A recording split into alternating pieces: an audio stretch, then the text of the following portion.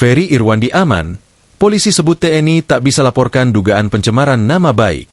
Wakil Direktur Reserse Siber Polda Metro Jaya AKBP Fian Yunus mengatakan, Satuan Siber TNI tak bisa melaporkan Ferry Irwandi dalam kasus pencemaran nama baik.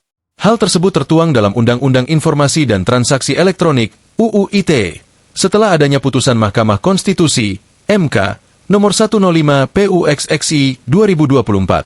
Putusan MK tersebut menyatakan bahwa frasa orang lain dalam pasal 27A UU ITE harus dibatasi hanya untuk individu perseorangan yang merasa dirugikan dan tidak mencakup lembaga pemerintah, korporasi, profesi, atau jabatan.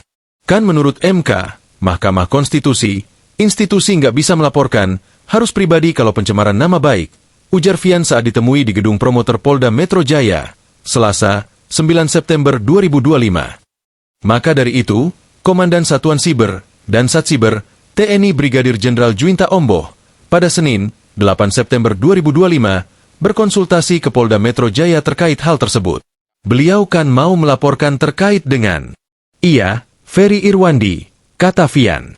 Namun, Fian tidak menjelaskan lebih lanjut institusi yang merasa dicemarkan nama baiknya oleh Ferry Irwandi sehingga seorang Jenderal Bintang 1 TNI berkonsultasi ke Polda Metro Jaya.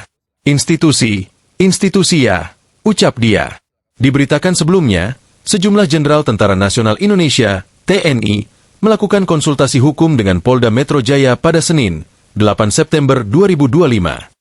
Konsultasi itu dilakukan setelah adanya klaim temuan dugaan tindak pidana yang diduga dilakukan oleh CEO Malaka Project Ferry Irwandi.